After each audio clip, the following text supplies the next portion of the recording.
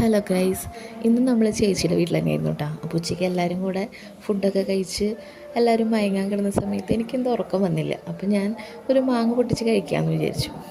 അപ്പോൾ അത് നല്ല ചെനച്ച് തുടങ്ങിയ പ്രായമാണ് കേട്ടോ മാങ്ങയുടെ. എനിക്ക് ഈ ഒരു ടൈമിൽ മാങ്ങ കഴിക്കാനായിട്ട് കൂടുതലിഷ്ടം. എനിക്ക് പച്ചമാങ്ങയോട് അത്രയും താല്പര്യമില്ല. അപ്പോൾ അത് കണ്ടപ്പോൾ ദാവീദും കൂടെ എഴുന്നേറ്റ് വന്നിട്ടുണ്ട്. അപ്പോൾ അവൻ പറഞ്ഞാൽ ആൻറ്റി നമുക്ക് മാങ്ങ പൊട്ടിച്ചിട്ട് ഇടിച്ച് കഴിക്കാമെന്ന്. എന്നാൽ പിന്നെ ഓക്കെ എന്ന് പറഞ്ഞ് അവൻ്റെ കുറേ മാങ്ങയൊക്കെ പൊട്ടിച്ച് ഞങ്ങൾ കല്ലിലിട്ട് ഇടിച്ചെടുത്ത മാങ്ങയാണ് കേട്ടത്. ഇതിൻ്റെ ടേസ്റ്റ് പിന്നെ പറയണ്ടല്ലോ.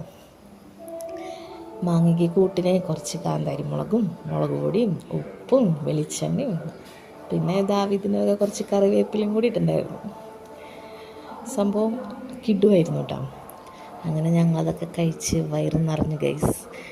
അങ്ങനെ ഞങ്ങളൊരു 4 മണിക്ക് ഇപ്പോൾ ചാലക്കുടിയിലെ വിട്ട് തിരിച്ചു പോന്നു കേട്ടോ. ഇവിടെ നല്ല ചൂടാണ്. കുറേ പേരുടെയൊക്കെ കിണറൊക്കെ വറ്റി തുടങ്ങിയായിരുന്നു. നമുക്ക് വലിയ ബുദ്ധിമുട്ടില്ല, പക്ഷെ നമ്മുടെ അടുത്തുള്ള ചില വീട്ടുകാരുടെയൊക്കെ കിണർ വറ്റി തുടങ്ങി. അപ്പോൾ നമ്മുടെ ഫ്രണ്ടിൽ തന്നെ കനാലുണ്ട്.